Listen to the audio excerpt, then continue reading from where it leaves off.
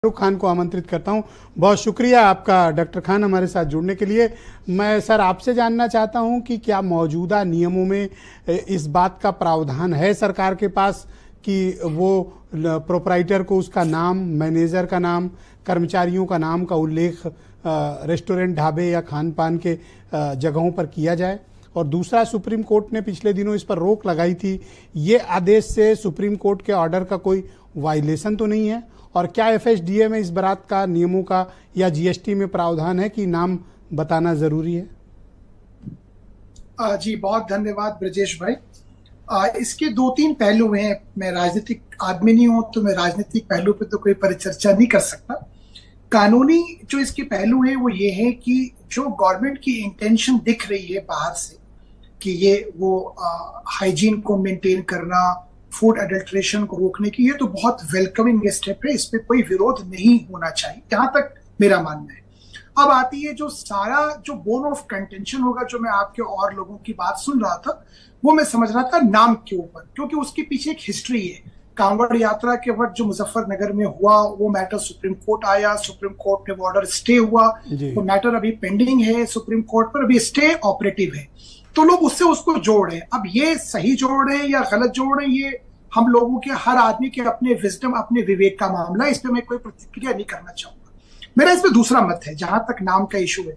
नाम से इशू में आपने जो अपने ओपनिंग कमेंट में बोला, इसकी बात सिर्फ माइनॉरिटीज की या और लोगों की नहीं, बात इसमें ये भी है, आपने बोला कि भाई बहुत सारे शेड्यूल्ड कास्ट के लोग हैं, शेड्यूल्ड ट्राइब के लोग हैं, जिनके with all my great respect शायद उनसे लोग खाना न खाना चाहें या उनके हाथ से न चाहें, वो नाम देख के कहीं भेदभाव हो और कास्ट डिस्क्रिमिनेशन अभी इस देश में बचा हुआ है। हम उम्मीद करते हैं, दुआ करते हैं कि खत्म हो जाए आने वाले वक्त में, पर आज है तो हमें ग्राउंड रियलिटी से बाहर नहीं जाना चाहिए। अब इसका सॉल्यूशन क्या है? सॉल्यूशन ये है कि गवर्नमेंट को एफएसआई एक्ट में ये अथॉरिटी है कि वो रेगुलेट कर सकती है इंडस्ट्री को। तो मान लीजिए मैं कोई रेस्टोरेंट खोलने जा रहा हूं या कोई ढाबा खोलने जा रहा हूं, तो मैं एक एप्लीकेशन फॉर्म जमा करूं, उसमें मैं अपने लोगों का नाम डाल दूं कि भाई मेरे ये वेटर है, मेरे ये शेफ है, मेरे ये मैनेजर है। गवर्नमेंट ने उसको, अगर गवर्नमेंट उसका डेटा वेरिफिकेशन करना चाहती है वो कर ले और उसके बाद उस पर लाइसेंस दे दे, तो गवर्नमेंट के पास तो नाम है, वो पब्लिकली विजिबल नाम नहीं रहेगा। और उस पर एक और बहुत बड़ा चैलेंज है।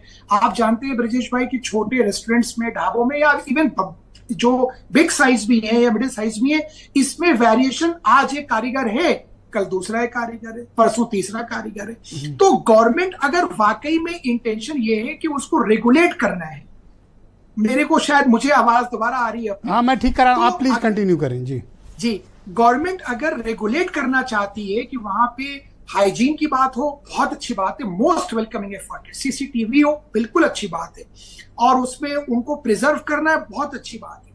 हाँ, मुझे जहां तक मैंने पढ़ने की कोशिश की तो ये रेहड़ी पटरी वालों पे अभी शायद ये लागू नहीं है, वरना ऑफ कोर्स वो सीसीटीवी कहाँ, जो लोग 2 वक्त की रोजी इकट्ठी नहीं कर पाते वो सीसीटीवी कहाँ से लगा पाएंगे।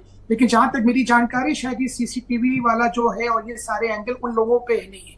लेकिन गवर्नमेंट, जैसे आप, लेकिन डॉक्टर खान, इससे तो पूरा पर्पज ही डिरेल होगा।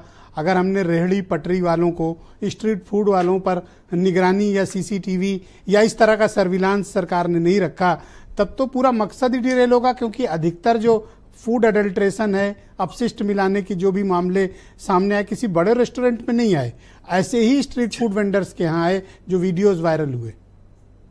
बिल्कुल आप ठीक कह रहे हैं ब्रिजेश भाई। मैं आपके शहर का एक वाकया मुझे बड़े का भी याद हो रहा है, शायद मैंने आपकी न्यूज में देखा था कि एक बड़ा 5 स्टार होटल में नाम नहीं लूंगा, वहां पे वो एक्सपायर प्रोडक्ट चला रहा था। हाँ, और एक साहब की तबीयत खराब हो गई, वो मुकदमा हो गया।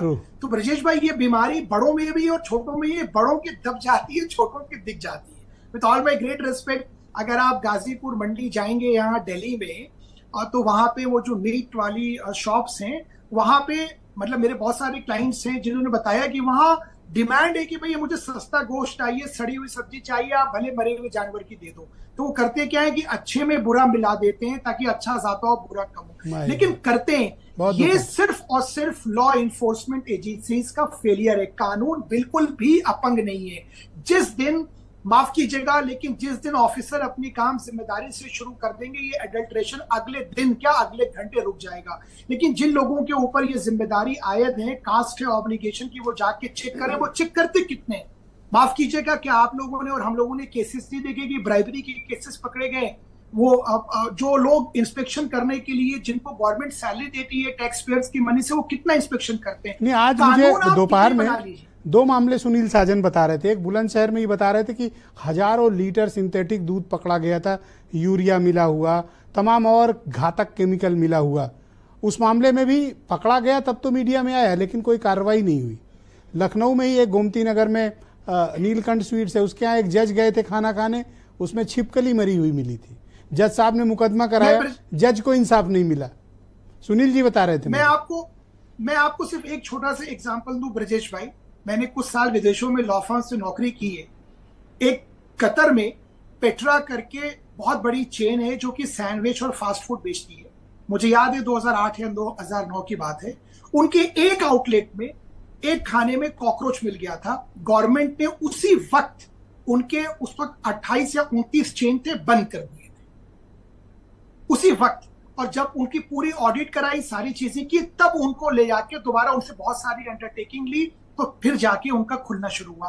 आप ब्रजेश भाई एक बात समझिएगा, हिंदुस्तान से चीजें एक्सपोर्ट होके, मैं बहुत दूर नहीं जाता, गल्फ जाता हूँ, सारी चीजें जाती हैं वहां, हमारी पैदा की हुई चीजें प्योर जाती हैं, हमें हमारे देश की चीजें एडल्टर्ड मिलती हैं। किसकी जिम्मेदारी है?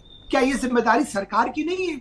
क्या सरकार को हम तो अभी वो जिम्मेदारी पूरा करने आए हैं, तब ये लोग वाल्मीकि, पटेल, मौर्य, मुसलमान ये खोज रहे हैं। ये भी एक बड़ी राजनीतिक समस्या है डॉक्टर खान। आप चूंकि एडवोकेट हैं, मैं अब आपसे क्या ये बात कहूं, ये भी एक समस्या तो है ना ब्रजेश भाई, ऐसा नहीं है। देखिए, बैलेंस करना पड़ेगा। आप ही ने बात कही और भी लोगों ने बोली, अगर मान लीजिए मेरा नाम, मैं हरिजन हूं और मेरे नाम क्या है, राम लिखा हुआ है, और शायद या कोई और कास्ट में, मैं शेड्यूल ट्राइब हूं, शायद कोई आया ऐसा, उसको पता ना हो आइडेंटिटी, वो भूखा हो, वो खाना खाए और चला जाए, पर उससे देखा मेरा नाम है, उसने कहा कोई बात नहीं, बिना खाना खाए तो मर नहीं जाऊंगा। हाँ, मैं कहीं ये एक समस्या तो है ही, डिस्क्रिमिनेशन है। लेकिन अगर सरकार कुछ बेहतर भी करने आती है तो अभी 2 घंटा भी नहीं हुआ, आदेश को आया कि विपक्ष लाठी लेके भाग गया डिबेट में कि नहीं रोको। विपक्ष का मामला क्या तो करे सरकार कि जो सरकार जो करेगी, विपक्ष का, आप बहुत वरिष्ठ पत्रकार हैं, आप जानते हैं कि ये परंपरा भी है और उनका दायित्व भी है, उन्हें अपोज। ऑलराइट सर, प्लीज हमारे साथ कनेक्ट